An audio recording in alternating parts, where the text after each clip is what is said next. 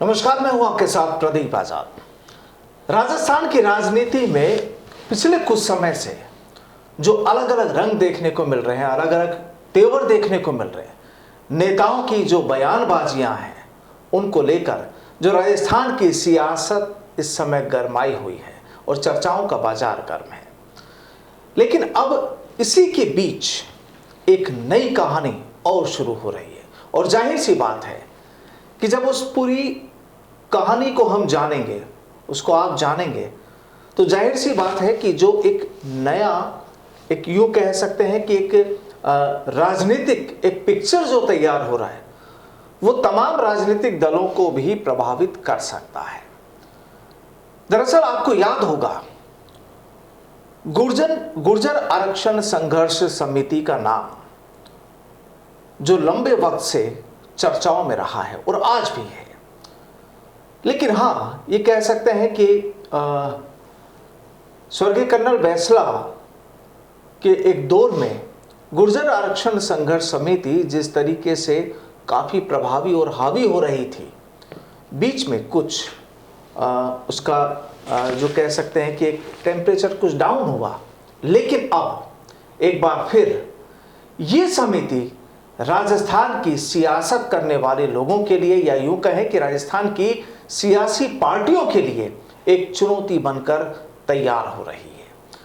आखिर क्या है अब गुर्जर आरक्षण संघर्ष समिति का अगला कदम, क्या है तैयारियां, और जिस तरीके से अगले साल राजस्थान में विधानसभा चुनाव होने वाले हैं, वो किस तरीके से अपना दमखम दिखा सकती है और कौन सा चेहरा अब राजस्थान की राजनीति में एक नए तेवर के साथ सामने आ सकता है। आज इसी मुद्दे पर चर्चा होगी और चर्चा के लिए हमारे साथ मौजूद हैं विजय बैंसला जी। विजय जी, बहुत बहुत स्वागत है हमारे साथ जुड़ने के लिए। और सबसे पहले जानना चाहेंगे कि गुर्जर आरक्षण संघर्ष समिति एक काफ़ी चर्चाओं में रही, पिछले कुछ समय से थोड़ा सा डाउनफॉल इसे हम कहें या ये कहें कि ग्राफ डाउन हुआ, लेकिन अब कहा जा रहा है कि अब ये वापस अपने मुकाम पर आने लगी है। नमस्कार प्रदीप जी।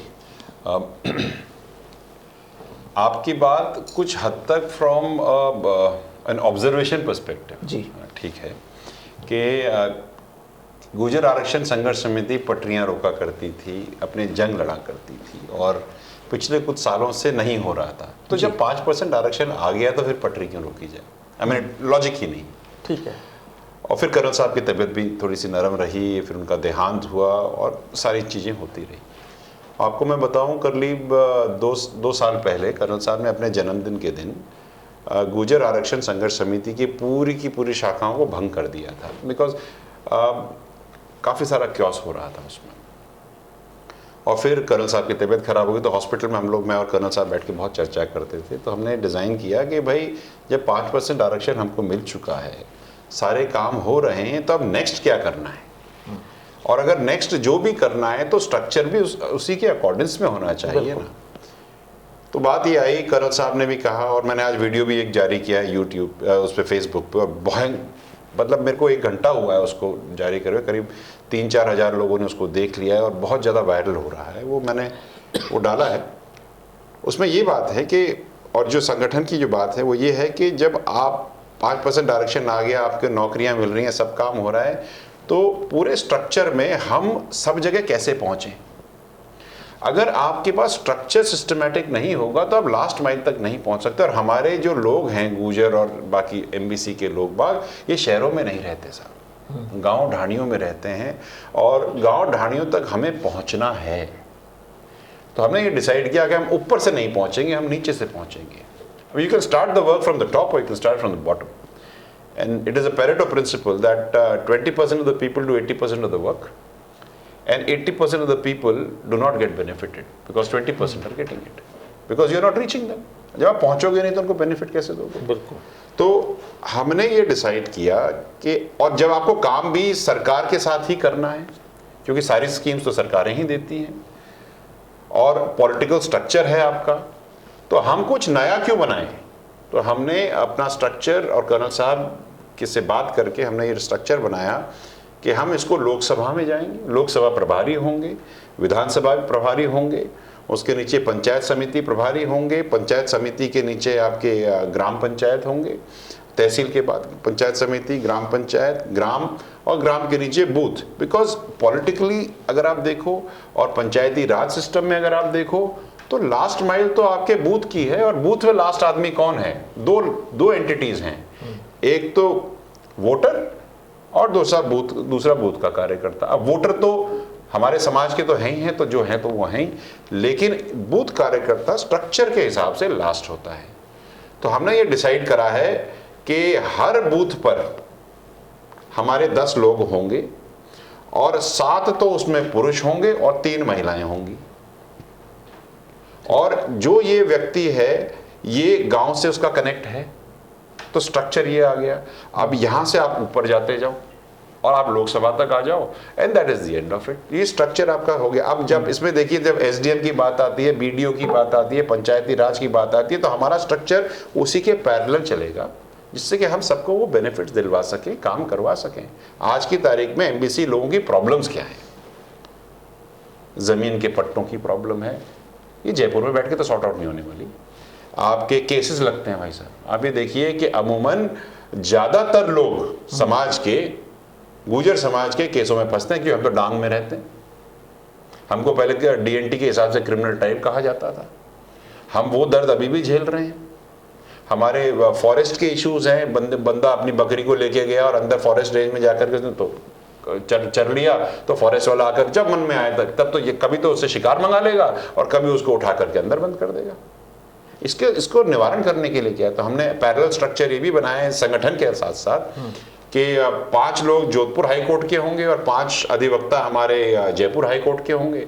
ये हमारे डेडिकेटेड टू द कम्युनिटी रहेंगे। इसके अलावा हर लोकसभा में 2 अधिवक्ता, हर विधानसभा में 3 अधिवक्ता, हर तहसील, हर डिस्ट्रिक्ट में जहां पर भी कोई कोर्ट होगा वहां पर हमारे समाज का एक डेडिकेटेड लॉयर होगा जो सबका ध्यान रखेगा। आज की तारीख में मुझे बताइए कौन सा समाज ये करता है? क्योंकि शायद हो सकता है उनको जरूरत ना हो, हमें जरूरत है sir. We will take care of that. So structures are coming, and yes, जो सब लोग कल से यही चर्चा करते आ रहे हैं कि इसका पॉलिटिकल रैमिफिकेशन क्या होगा। बिल्कुल होगा सर, अगर आप बूथ पे हो तो रैमिफिकेशन तो होगा। अब आप इसका दूसरा एंगल देखिए कि एमबीसी समाज को पॉलिटिकली तो कुछ मिलता ही नहीं। जो मैंने पिछली बार आपसे बताई थी कि ना तो गडरिये बने, ना आपके लोहार बने, ना बंजारे बने, और गुजरों में 8 बनते हैं। और let me put it very categorically to you, आज बात ही कर लेते हैं। एक पार्टी बड़े समाजों में, मार्शल कौम के समाजों में दो समाज आते हैं, एक जाट आते हैं, एक राजपूत आते हैं। मैं रिस्पेक्ट सबकी करता हूँ, लेकिन स्टैटिस्टिक्स पे बात करते हैं। राजपूत समाज करीब 6 से 7% है राजस्थान में। बीजेपी की तरफ से उनको 28 टिकट मिलते हैं, कांग्रेस की तरफ से उनको 21 टिकट मिलते हैं।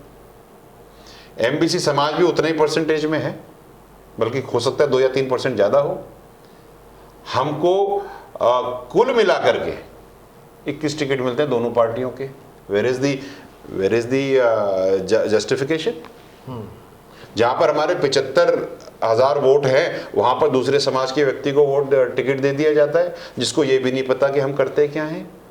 तो भाई, if you are not going to justify, then we are sitting at the booth, no, we will justify. यानी राजनीति में अब पूरी तरह से सक्रिय होंगे अब आप? क्यों नहीं होंगे? मुझे एक बात बताओ, जब हम समाज को आगे बढ़ाने की बात करते हैं तो क्या हम केवल एजुकेशन की बात और कुरीतियों की बात के लिए करें, और हमारी राजनीतिक भागीदारी, हमारा राजनीतिक भविष्य पॉलिटिकल पार्टीज तय करें? I don't agree to this. हम अपना राजनीतिक भविष्य खुद तय कर सकते हैं। जब आप 75 विधानसभाओं को काबिज करते हो और आपको कोई गांठता नहीं है, तो इसलिए है क्योंकि आपने ढंग से अभी तक गठवाया नहीं है। गठवाने का समय आ गया, और हमारा किसी से बैर नहीं। पॉलिटिकल पार्टी एग्नोस्टिक हैं। पॉलिटिकल पार्टी से, किसी भी इकलौती पॉलिटिकल पार्टी से कोई मतलब नहीं। समाज आगे बढ़ना चाहिए, सामाजिक तौर से भी और राजनीतिक तौर से भी। आप देखिए, संगठनों में हम नहीं हैं, हम तो भेड़ चाल के लिए है कि भाई ये समाज, एमबीसी समाज मार्शल कौम है, इनको संगठन में उस वहां डाल दो जहां पर भीड़ तंत्र इकट्ठी करनी है, जहां पर डिसीजन मेकिंग होती है, वहां तो हम है ही नहीं। इसकी वजह क्या मानते हैं? इसकी वजह यह है कि हमने ढंग से गठवाया नहीं। प्लीज अंडरस्टैंड, आपकी तो सुनाई तभी होगी ना जब आप आवाज लगाओगे। अब आवाज ही नहीं लगाई, चाहे कोई भी कारण रहा हो, हमारे फोकस अलग रहे हो, सामाजिक रहे हो, लेकिन अब ये बात बहुत क्लियर है कि हमें हमारी प्रॉब्लम समझ में आ गई, और अगर प्रॉब्लम समझ में आ गई तो सॉल्यूशन भी मिल ही जाएगा। हम केवल, आप विधानसभा तो छोड़ दीजिए, विधानसभा तो छोटी सी चीज है हमारे लिए, विधानसभा के साथ साथ लोकसभा भी है। लोकसभा के बाद आपके पास सरपंचों के चुनाव हैं, पंचायती राज के चुनाव हैं, आपके वार्ड पार्षद के चुनाव हैं, आपके चेयरमैन के हैं, डायरेक्टर के हैं, सो एंड सो फोर्थ। अगर आप ग्राउंड पे स्ट्रांग हो गए नहीं तो आप पहुंचोगे कैसे? आपको मैं बताऊं, पैथेटिक सिचुएशन है हमारी कि पंचायतें ऐसे बांट दी जाती हैं, समीकरण ऐसे बांट दिए जाते हैं कि जहाँ पे हमारे समाज का अगर सरपंच बन रहा होता वोटों के चक्कर में, तो काट कूट करके इस तरह बांध दी जाती हैं कि बनेगा ही नहीं। आज की डेट में अगर आप पॉलिटिकली स्ट्रांग नहीं हो तो परिसीमन में आपको कोई नहीं पूछता। आप ये देखिए कि जितनी भी गुजर बाहुल, जो हाईली गुजर बाहुल विधानसभाएं हैं, वो या तो एससी हैं, एसटी हैं। तो जब परिसीमन किया गया तो क्या गुजरों को अलग से काट के नहीं दे सकते थे? वो इसलिए क्योंकि आपकी राजनीतिक भागीदारी थी ही नहीं। जब ये डिसीजन हो रहे थे तो आप तो थे ही नहीं, आप तो जंगलों में थे। तो भाई अब जंगलों से निकल के हम वहां पर आएंगे जहां पर डिसीजंस होंगे। तो क्या लगता है, जब आप अब ये पूरा कदम उठा रहे हैं, पूरी तैयारी के साथ, आप, जाहिर सी बात है कि विधानसभा चुनाव, लोकसभा चुनाव, बिल्कुल 2 मुख्य चुनाव हैं, इन पर भी आप नज़र है। क्या लगता है कि बीजेपी और कांग्रेस, जो राजस्थान की मुख्य 2 पार्टियां हैं, ये इनको कहीं ना कहीं चुनौती देने की बात होगी या ये सपोर्ट करने वाली चीज़ होगी? लगता क्या है? क्योंकि अभी तक उन्होंने, जैसा कि आप कह रहे हैं, कि पूरी तवज्जो नहीं दी। ठीक बात है, क्योंकि हमने दिलवाई, मांगी नहीं ना। आप तो तभी जब आपके हाथ में लठ होगा तब आप मांगोगे। लठ का मतलब स्ट्रेंथ। स्ट्रेंथ तभी आएगी when you are down the whole structure. और हमारी बीजेपी कांग्रेस से कोई इशू नहीं है सर। हम तो अपने समाज को पॉलिटिकली आगे लेके जाना चाहते हैं। किसी विधानसभा में कोई बीजेपी का कैंडिडेट होगा, किसी में कांग्रेस का होगा, किसी में इंडिपेंडेंट होगा, कहीं पर ऐसा होगा आप हमें दे ही नहीं रहे हो टिकट। हम तो डिसाइड करेंगे ना। हमें अपने समाज को पॉलिटिकली आगे लेके जाना है, वो इंपॉर्टेंट है, और वो हम देखेंगे। और दूसरी बात जी, ये बात मैं कहते मेरे कोई आड़कस नहीं है। अगर समाज के लोग इलेक्शन जीतने के बाद समाज के लिए खड़े नहीं होंगे तो समाज उनके लिए खड़ा नहीं होगा साहब। अब हम बूथ पे बैठे हैं। High time to deliver. You can't say मैं जीत गया अब तू बैठ। हमारे गांव में एक कहावत है, मेरी दादी मेरे को सुनाती थी कि तुमा की अलाए जाने, तुमा की बलाए जाने, तुमा बेटा क्या जाने। तो जब वो इलेक्शन जीत जाता है व्यक्ति, तो हमारे को यही सुनाता है कि भैया मैं कहां जानूं। लेकिन अब हम ये कह रहे हैं कि जानोगे भी, समझोगे भी। कौन नहीं जान रहा है? सभी नहीं जान रहे ना। आप ये देखिए, I will tell you what happens. एक स्ट्रक्चर हो चुका है। जो भी व्यक्ति गुर्जर समाज के वोटों से जीता 75 विधानसभाओं में, जब हमने आंदोलन करे, जब हमने बातें करी, जब हमने अपनी मांगें उठाई, कोई नहीं खड़ा था। क्यों? क्योंकि उनको पता है कि अब हम जीत गए, अब हम अगली बार तो फिर जीत जाएंगे। लेकिन इस बार ऐसा नहीं होगा। लेकिन कांग्रेस में की अगर हम बात करें तो कांग्रेस में तो सचिन पायलट अभी हैं राजस्थान में। तो एक ही थोड़ी है सचिन, और भी तो बहुत सारे हैं। इंदिराज भी हैं, शकुंतला भी हैं, चांदना जी भी हैं। ये लोग मदद नहीं करते समाज की? मैं वही तो आपको कह रहा हूं। आप तो इनको छोड़ दो ना, जो हार गए उनकी बात कर लो। They are also not there. It is nothing to do with such, Congress and BJP. It has become an inherent disposition. Okay, now that we have won, I mean, who's bothered? But sirs, आप एक बार जीत सकते हो, फिर कहीं ना कहीं के प्रभारी तो बनोगे। आप फिर वहीं आओगे, उन्हीं बूथों पे आओगे, हम आपको फिर मिलेंगे। आप फिर घूम के आओगे, हम आपको फिर मिलेंगे। हम तो अपना हक लेंगे। यानी अगर हक नहीं मिला तो जाहिर सी बात है खिलाफत होगी। खिलाफत नहीं है, हम अपना हक अलग तरीके से भी मांग सकते हैं ना। अब आप ये देखिए कि अगर 75 विधानसभाएं, let me do the numbers for you. अगर हम हर जगह अपने आदमी खड़े करेंगे पूरे स्ट्रक्चर में, तो करीब 4.5 लाख लोगों की हमारी टीम हो जाएगी। और आपको ये भी बताऊं कि ये 75 विधानसभाओं की बात ही नहीं है, क्योंकि पॉलिटिकल तो हमने बात करी, लफ्ज़ अब फैक्चुअल बात कर लेते हैं। जो अगर आप गंगानगर की बात करें, आप हनुमानगढ़ की बात करें, आप चूरू की बात करें, तो 5 से 10 हज़ार एमबीसी समाज के लोग तो वहाँ रहते हैं। ऐसा तो है नहीं, कोई भी कॉन्स्टिट्यूएंसी ऐसी नहीं है जहाँ पे नहीं होते। तो क्या हम केवल 75 पे ही फोकस करें और उन 15,000 को छोड़ दें? वो नहीं हो सकता सर। तो हम वहां पर भी यही स्ट्रक्चर बनाएंगे। फोकस पूरा राजस्थान रहेगा, पूरा 200 विधानसभा, 25 लोकसभा, हर तहसील, हर डिस्ट्रिक्ट, हर पंचायत समिति पर हमारा फोकस रहेगा। हम किसी भी व्यक्ति को छोड़ेंगे नहीं। क्या यूं माना जाए कि कोई नई पॉलिटिकल पार्टी बन रही है राजस्थान? नहीं, हम पॉलिटिकल पार्टी क्यों बनाएंगे? हमारे समाज में लोग दोनों पॉलिटिकल पार्टी से जुड़े हैं, हमारे संगठन में दोनों पॉलिटिकल पार्टी से लोग जुड़े हुए हैं। हम पॉलिटिकल पार्टी से क्यों लड़े? हमको तो हमारा हक दीजिए ना साहब।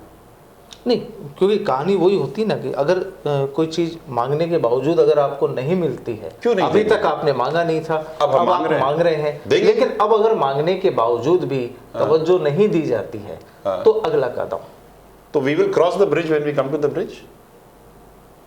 तब की तब देखी जाएगी। हम ये क्यों सोच के चलें कि मिलेगा ही नहीं, हम ये क्यों सोच कर चले वो देंगे ही नहीं, क्यों जिद पे अड़े?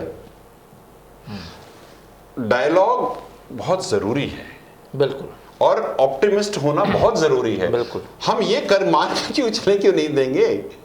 हम ये क्यों नहीं मान के चले कि कल ही दे देंगे। Let's look at it. यानी उम्मीद पूरी है कांग्रेस बीजेपी दोनों से, किसी भी पार्टी से। बट आप पॉलिटिक्स इसमें से निकालो। आप ये देखो सर, छोड़ो इन सब बातों को, आप ये देखो कि पूरे राजस्थान में युवा स्मैक और ड्रग्स से ग्रस्त है। एक भी पॉलिटिकल पार्टी इसके लिए कुछ कर रही है? हम कर रहे हैं। हम पूरा राजस्थान में संगठन बना रहे हैं एक्स आर्मी का, रिटायर्ड का, और वो उनका मेन फोकस यही रहेगा कि जो हमारे युवा ड्रग्स में लिप्त हो गए हैं या पट भ्रष्ट हो गए हैं किसी भी कारण से, get them into the main stream. ये तो हमारी नस्ल है। नहीं, बिल्कुल, ये एक बेहतर काम है, और ये तो केवल एक ही समाज को नहीं, सबको करना फायदा चाहिए, सबको करना भी चाहिए। हम ये देखिए कि हमारा जो ये संगठन है, इसमें हमने एक डिवीजन बना है, बहुत इंटरेस्टिंग है, और बाकी समाजों के लिए भी ये हो सकता है कि it may be interesting for them. Research का एक डिपार्टमेंट बनाया है वो, और उसमें पूरा ग्राउंड बूथ तक रिसर्च का बंदा रहेगा हमारा। हमारा काम क्या है? विजन और डायरेक्शन का काम है। 1 साल, 2 साल, 5 साल शॉर्ट टर्म गोल्स हमें डिसाइड करने हैं, उस पर काम करेंगे। लॉन्ग टर्म विजन 10 साल और 20 साल। हम जो बच्चा आज जन्म रहा है वो जब 20 साल का होगा तो उसको कैसा समाज मिलेगा, कैसा माहौल मिलेगा, वो हमको आज डिसाइड करना है, उसकी तैयारी करेंगे। बिल्कुल, उसकी तैयारियां कह सकते हैं। एक शब्द आ रहा है सोशियो संगठन, सोशियो पॉलिटिकल संगठन, जी क्या है? हम लोगों ने मिलकर के, साहब ने और हमने मिलकर के डिसाइड किया था कि सामाजिक संगठन तो बहुत हैं, सोशियो पॉलिटिकल संगठन बहुत कम है। और जो हम पिछले 10 मिनट से बात कर रहे हैं ये सोशियो पॉलिटिकल ही है, क्योंकि राजस्थान में बिना समाज के राजनीति होती नहीं, कास्ट के बिना होती नहीं। हम 5 कास्ट हैं, हम केवल समाज नहीं करेंगे, एकजुट होकर के समाज की बात भी करेंगे और अपनी राजनीतिक भागीदारी की भी बात करेंगे। हम अपनी राजनीतिक समाज का राजनीतिक भविष्य किसी पॉलिटिकल पार्टी के हाथ पे नहीं छोड़े। हम क्यों छोड़े भाई? ये थोड़ी हो सकता है कि बेटा तू ब्रेकफास्ट घर पे कर ले और डिनर किसी और के साथ देख, ये नहीं हो सकता। दोनों खाना घर पे ही मिलेगा। चलिए, आखिरी सवाल की, राजस्थान में इस वक्त जो एक सियासी जो माहौल चल रहा है उसे किस तरीके से ले रहे हैं? बड़ा इंटरेस्टिंग है साहब,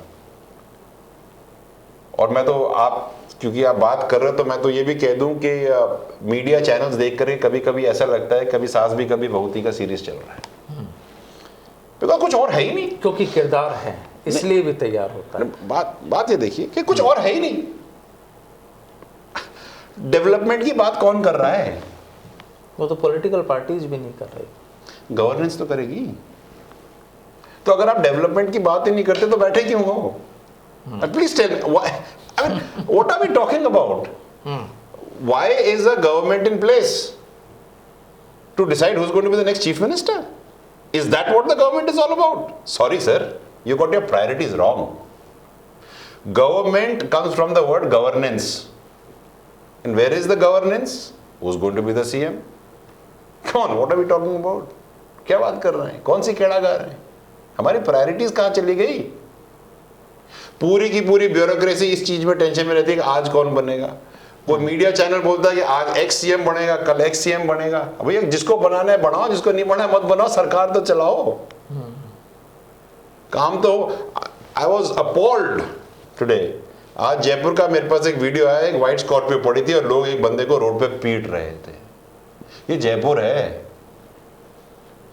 और आप बात कर रहे हो पॉलिटिक्स और कौन सीएम बनेगा। कोई भी बन जावे हमारी तरफ से तो कहीं फर्क पड़ेगा, लेकिन जो आदमी पिट रहा था रोड पे उसके परिवार को कौन जाके जवाब देगा? बिल्कुल, उसको तो फर्क नहीं पड़ता ना कौन सीएम बन रहा है। हमारी तरफ से ये किसी भी पॉलिटिकल पार्टी का इंटरनल डिस्कशन है। गो अहेड, हमारे सचिन को बनाएं, बहुत अच्छी बात है। अगर जो डिसीजंस पार्टी ले, अरे लो एक डिसीजन है। Imagine, I mean what hilarious situation it is. A political party is unable to take a decision for 4 years. 365 गुणा 4, 1500 दिन हो जाते हैं मोटा मोटा। अगर आप 1500 दिन में यस और नो बोलने की क्षमता नहीं रखते तो आप गवर्नेंस क्या करोगे? बिल्कुल, ये एक सवाल बड़ा है और शायद किसी भी स्टेट की गवर्नमेंट हो, कोई भी पार्टी हो, जब इतना वक्त गुजरने के बाद भी आज भी अगर वही सवाल होते हैं तो काफ़ी अहम हो जाते हैं। और अब जिस तरीके से विजय बैसला जी ने सीधे तौर पर ये चीज़ कह दिया कि अब जो ये गुर्जर आरक्षण संघर्ष समिति है और उसकी जो वर्किंग है, नीचे से ऊपर जाने वाली जो वर्किंग है, आने वाले टाइम में यानी साल 2023 और साल 2024 के जो इलेक्शन होंगे और इसके अलावा चाहे पंचायत इलेक्शन हो या वार्ड पंच के चुनाव हो, कोई भी हो, हर जगह पर भागीदारी बहुत ज़रूरी है और भागीदारी के लिए वो लगातार अपनी लड़ाई लड़ते रहेंगे और तैयारियां पूरी है। आप मुझे बताओ, just before you wind this up, जहाँ पर हमारे 75,000 वोट हैं वहाँ पर आप हमें टिकट नहीं दे रहे 75 साल से, तो वोट देने में हमें दर्द तो होगा ना। लेकिन सी बात है। लेकिन सवाल अब ये दर्द कब मिटेगा? दर्द तब मिटता है साहब जब आपके हाथ में मल्लम होती है और आपको लगाने की क्षमता होती है। हमने पास मल्लम भी है, हमने लगाना सीख भी लिया है, बड़े प्यार से लगाएंगे और हम 6 महीने तक लगाते रहेंगे साहब, चिंता मत करो, हो जाएगा सब। चलिए, बहुत बहुत शुक्रिया थैंक यू साहब हमारे साथ। Thank you so much. नमस्कार। Thank you so much.